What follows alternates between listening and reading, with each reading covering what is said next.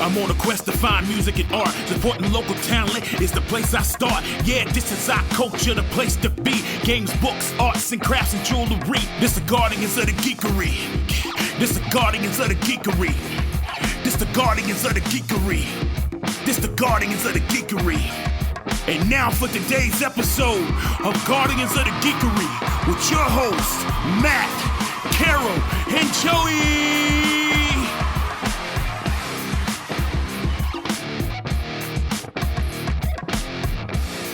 Holy moly. Oh my gosh.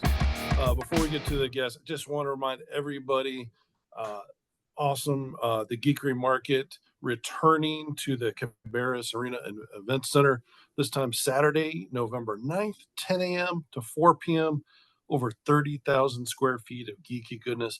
We've got room for you. We've got extra wide aisles. Bring all your strollers, your scooters, your wheelchairs, whatever it is. We're beyond accessible. It's really cool. And we have over 2,100 parking spaces as well. And we are raising donations for Second Harvest Food Bank. So bring your non-perishable food items, of course, cans, although they are heavy. And Carol and I still have back pains. Back pains from that was fun. That was really fun. Yeah, Reminder, it is right before Thanksgiving, so bring some Thanksgiving cranberry sauce or something. Oh golly, that'd be amazing, wouldn't it? If stovetop stuffing doesn't require light. a lot of ingredients, just water. So stovetop stuffing is always a good one. We'll have a list of good perishable items on the website for you. So it's not an episode of Chopped. No. You don't have to cook at the market. No extreme mystery ingredients, please. So all we do is want you to spend. Oh my gosh! But hey, so I want to introduce Gerrit Overeem.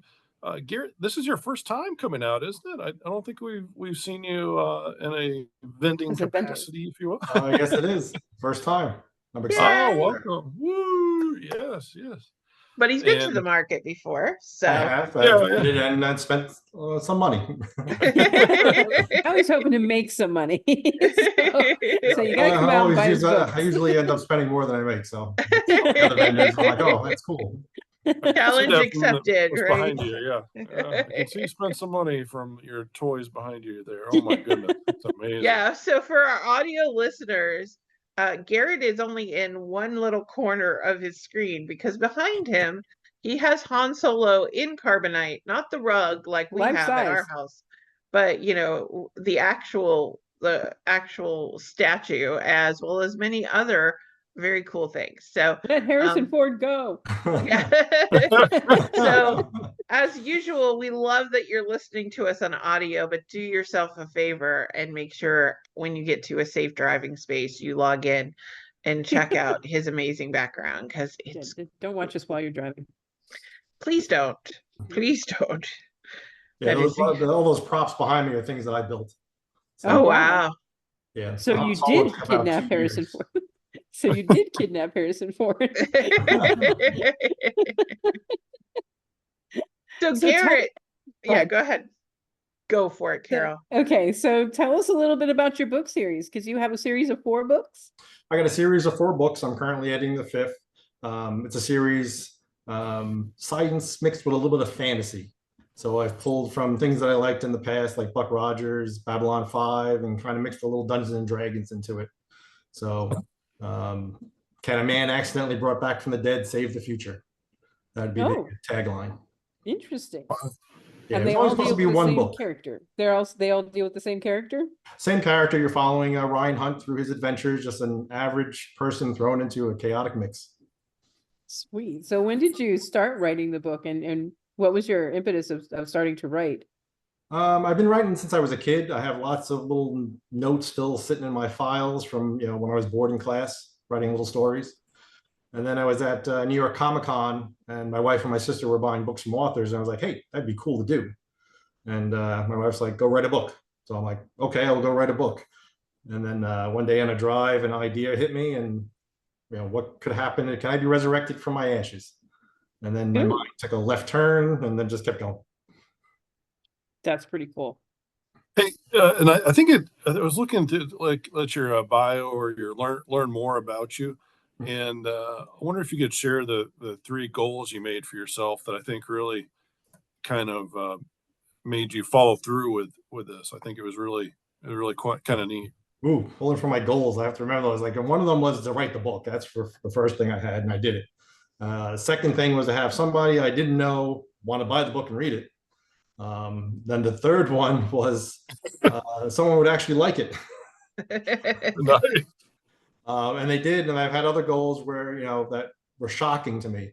I've had people who bought the book online and then actually showed up to a Comic-Con that I was at to ask me to sign it. And that was like a really cool thing. I never thought that would occur. And that's amazing. Drive forward to keep writing. So you write to finance your Star Wars hobby? I don't know who would cover that hobby. Well, you're not Stephen King. That's true. Not yet. Yeah. Yeah. I'm assuming you're a member of the 501st. I remember the 501st. My first costume was a Stormtrooper, Return of the Jedi. I used that costume for quite a few years, did some work for Lucasfilm, marched in the Star Wars Disney Parade a couple times. Then I built a Sand Trooper, and then it went to Return of the Jedi Boba Fett, and then an Imperial officer. And now I'm working on a Heavy Weapons Trooper. Ooh. So does Star Wars, does your fondness of Star Wars factor into the plots of your books? Is there a little bit of that, since I consider You'll kind of Star Wars find a little bit of there. You have to be creative so you don't step on you're not tripping Lucasfilm on and Disney with certain terminologies. The I mouse remember writing has droids a plenty few of times. I'm lawyers. like, no, I can't use droids. That is a copyrighted term. Yeah, so, but I think I've done more as a Stormtrooper than I've done as me. So I've been on TV. I was on an episode of Ink Masters, dressed as a Stormtrooper to bring out a helmet that they're going to do some sort of flash challenge on. So a lot of interesting things. And you said you actually built the props behind you there? Yeah, the Han Solo, took me about 2 years to collect the pieces, build it, put it together. It's got lights on the side. I can flip a switch and I can have the slow blink from Empire Strikes Back or the fast melting from Return of the Jedi. I was going to bring that to cons with me, but after I built it and with the stand, it's like almost 300 pounds. Yeah. So, a little bit too much. The pit droid and the battle droid, I recently built. I started getting into 3D printing and found some files online and started printing out each little piece one by one and then put it together like a model. So the battle droid, yeah, the battle droid took about 2 months. I believe it. A couple weeks. And right now I'm building a commando droid to go along with the battle droid. So where do you find time to write? You'll usually find me writing somewhere around 9 p.m. to 1 a.m. in the morning. So wow. I'll work all day, eat dinner, sit down, watch TV with my wife, and then I'll go off to write and edit. So, Carol, ask your question. Oh, well, I kind of did ask it before. What started you on your writing trip, and that, or right. what advice do you have for any writer, the new writer out there that wants to start writing a book? Just start writing. An author once told me you can't edit a blank page. The first draft is you telling the story to yourself. So, write the book and then come back and through it a few times and, start your editing, start modifying, and slowly it starts building up. I have a high level plot when I start. And then as I'm writing, the characters kind of go off on their own, because as I'm writing, I start putting them into what if situations. If they did this, what would happen? And then it kind of gets the creative juices going, and then I move on and keep going with that. So you'll actually find me doing a more detailed plot as I'm doing the editing. Do you hire an editor, or do you do all the editing yourself? I hire an editor. So I hire a professional editor to do all the edits for it. I hire a cover artist to do the cover art, the covers of the book. The lady did a great job doing the covers. There are original covers on here that I designed, and I'll stick with writing. You got to know your limitations. Yeah, know your strengths, right? Like Yes. know what you're good at. I always tell people that when it comes to the market itself, because it's like a lot of really great writers are terrible salespeople. And Oh it's yeah. like if you're an artist, and it's like if you know that you're not good at dealing with the general public, find your hype person. So that's how Carol and I became friends, because she was the knowledgeable one and I was the one that could run my mouth. So, Yeah. I could go, "Hey, what's that costume over there?" And Carol would tell me and I'd be like, "Hey, let me tell you about Let me my." take a picture of your such and such costume. Yeah, and they're so impressed that I know, but it was like having Wikipedia sitting next to me. So it worked out Yeah. really well. Yeah. That's what But happens with us introverts. We get adopted. It is funny that you can write 120,000 words and then someone asks you what the book's about and you sit there About these things, and the stuff happens, and it's I really don't know if fun. the characters got away from me.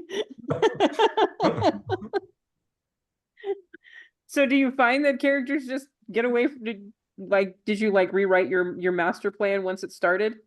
Um, the high levels there, the in-betweens though kind of go off on their different tangents because when I do my first draft, a lot of the characters sound the same is what I want to, because you're just writing. When I'm editing, all of a sudden I start changing the wording of the characters so then they sound like themselves. Their quirks, their personalities, their accents. I'll have to say that I did write the books. The first 3 books are actually on audio, and I thought doing the audible books were the hardest part because the narrator who did them I had to document everything about every character, every quirk, what they look like, and then go find YouTube videos and things like that for him to do the voice. So I found those to be harder than actually writing the book and editing it. That's amazing, because usually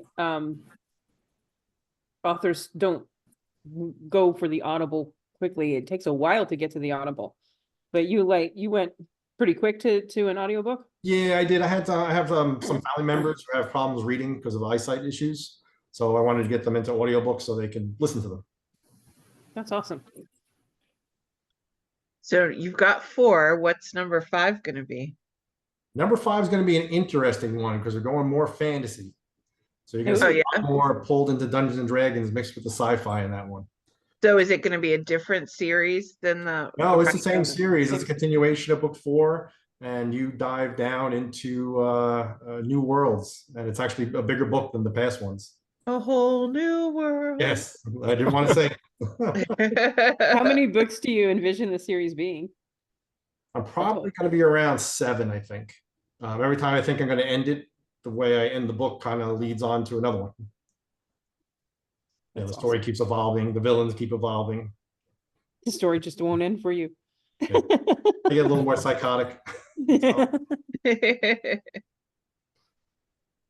So what do you think, if you were to write another series, is there another character that's been kind of tapping on your shoulder saying, "Hey, when are you going to write about me?" Yes, it would be the first rogue character I created when I started playing Dungeons and Dragons, and also the character I used to play when I used to LARP back in the day.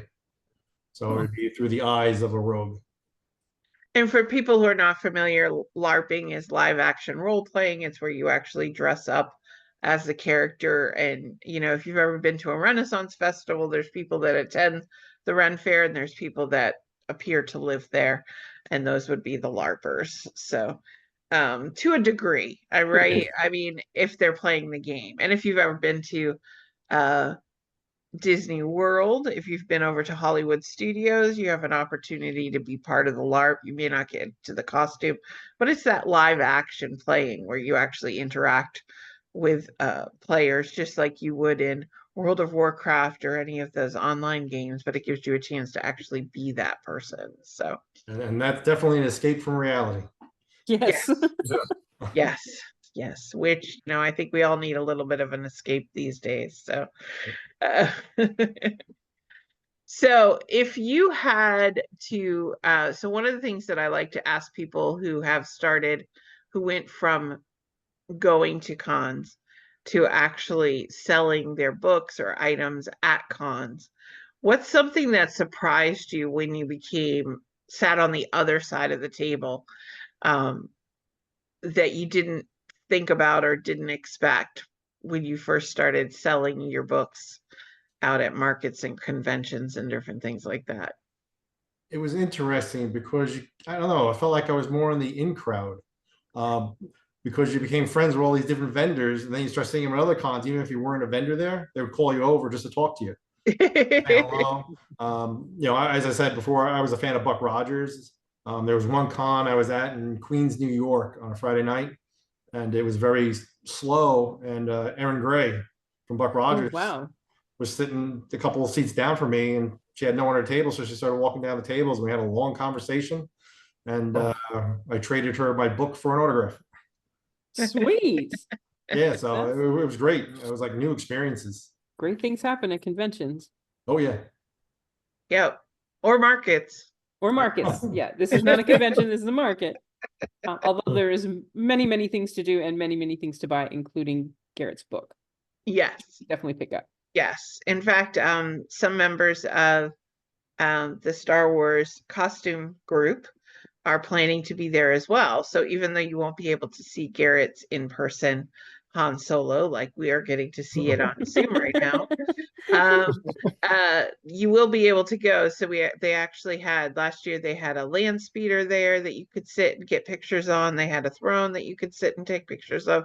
I heard Jedi Santa's coming back. So if you wanted to get into a lightsaber duel with Jedi Santa, take some pictures, you do that. Swordwind's coming back, even though Jedi Santa defeated them. And we have the photographic We're gonna have proof of round that. 2. They want a round 2 rematch. So, so there's lots of activities that you can do. And I think one of the coolest thing about an event like this is not only do you get to meet the author, but once you've read their books, you can actually talk to them about some of the plot points. You could find out what they're working on next, and just be mindful if other people are coming up to buy their books, let them buy the books so that the Yes. guy can afford to come back for the next one. So just stand there and monopolize his time for 6 hours, buy something, come around and come back again. But lots of activities for you to do and a lot of good books for you to read. So, and ones that you may not find on, your shelf at your standard big brick bookstore. So it's a chance to really do that. I think that's one of the things I kind of miss with Amazon is you don't get that blockbuster experience anymore Yeah. of just walking down the aisles and looking at the artwork and reading the backs of the covers of CDs. And it's the same thing with books. Really, the best way to find out about them is you can actually go up and talk to the author and say, what's this about? And kind of Ask some learn about them. questions. Ask some questions and maybe read something that you didn't even know was your genre. So And get your book autographed. yes. Yeah. So you can't do that on Amazon. So Yeah. No, definitely, if anyone wants to talk 3D printing, I'm going to bring the little pit droid with me and have him on the table holding a little sign. oh nice. Yeah. Yeah. 3D printing has definitely taken off and it's amazing some of the things that it will be able to do as it continues to evolve. So Yeah. I know. There's one droid I want to print, but I got vetoed because it was Oh. 12 feet in diameter and 12 feet high. It's the droid. So, Was that the Which wife droid that was it? vetoed you? Said yeah. I thought it would look Which- good in the living room, but it said no. She said no. Which droid was it? The Droidica, the one from that rolls and pops up. Oh my gosh. Well, if you really want to build it, we'll find a place for it in our. So we could work it out. Yeah. I'm still working on my TARDIS. That's my next one. Is I want a portable TARDIS that I can take that'd be around nice. because we have had people in the past who had TARDISes, but then they've moved or gotten married, and it's always a great draw for somebody who's maybe. We've got our Star Wars fans, and now that the TARDIS is handicap accessible with a ramp, I definitely want that so that I can put my scooter in it. But it's all good. It's all good. Yeah, somewhere on my computer, I got a picture of me as a stormtrooper stepping out of one. Well, our wedding we had lightsabers and sonic screwdrivers. We did an arch of those. Oh, nice. We walked through. So That's awesome. yeah. So yeah, And her we are. bridesmaids, we all wore TARDIS dresses. Yeah, the bridesmaids wear TARDIS dresses, and our logo, but because of course I created a logo, is a combination of the rebel symbol and the TARDIS with Oh, the nice. laurel of leaves from Agents of Shield. Oh, wow. So we represent. We represent. But it wasn't a geeky wedding. It totally No. wasn't a geeky Oh, not wedding. at all. It was just gonna be a geeky reception. And then things happened. Well, we Okay. started off with the opening words from the Princess Bride wedding ceremony. Yeah. So it kind of went downhill from there. And then we had the binding ceremony. We used the Doctor Who scarf, and Oh, wow. yeah, yeah, You're totally Well not a planned. geeky wedding though. You covered Jane everything. wedding. yeah. And then the bouquets were actually origami paper of copies of Matt's comic book that he wrote. So Oh, cool. yeah, Yeah. people were like, "You ripped up your husband's comic books?" No, we Big photocopied the pages of his book that he wrote. So I had the copyright permission from the author, and we ordered those, the original. Did you know about that, Matt? Did you sure want to talk to a lawyer now? They look like originals to me. I don't know. Yeah, but it's all good. So, Yeah, I got a friend who dresses as Vader. oh He's yeah, also a minister, so he does a lot of weddings down in Florida. Okay, that would be fun. Getting married by Lord Vader. That would be of the He's dark very side. unique from pictures I saw. Oh my goodness. Oh my goodness. I don't know about that one. you would absolutely need someone to speak now and then just have him choke him. Okay. We're planning weddings here now. Get back to the geekery market. That would be cool. That's a goal. I would allow somebody to get married at the Geekery market if they would like to do that. They just have to bring in enough. That would be a unique experience there. We That'd could be have something. Valentine Wolf could play the ambiance music in a kind of a melancholy fashion, and yeah. Planning weddings. We don't need to be planning weddings. We'll renew our vows, honey. We'll do that. I used to do Sims Online weddings. I had it all typed out and I would modify it for people. I used to do Ren Fair weddings. Yeah. So see, that's all good. It's all good. But come to the market and buy Gerrit's book. Yes. That's what we're here buy for. his book, and then we can use that as, put your hands on the Bible of Gerrit or the wedding ceremony. If you buy enough books, then we could do an arch as the couple walks away. I like that idea. See, stick with me, Always kid. I've thinking. got marketing ideas for you. I like to plan stuff. So, all right. Well, listen, I think we've tortured you enough.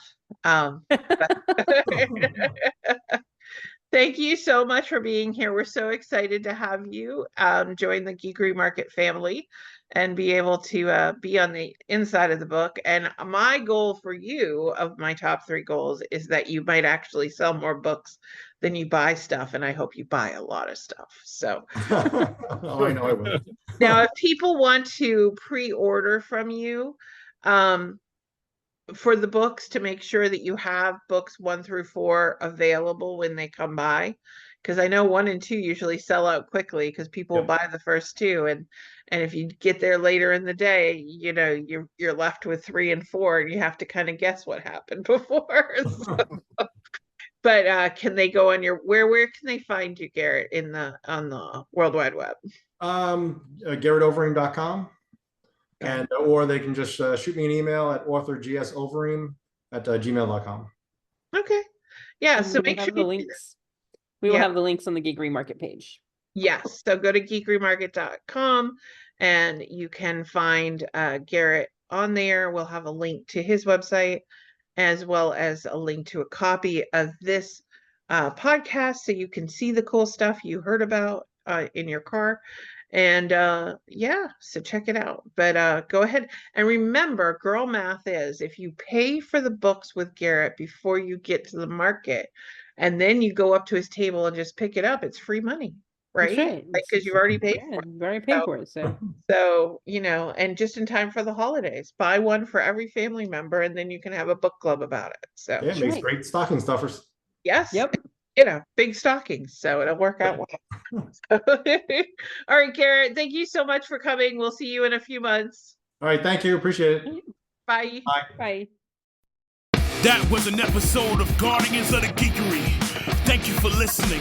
Check us out at guardiansofthegeekery.com and stay tuned for more content.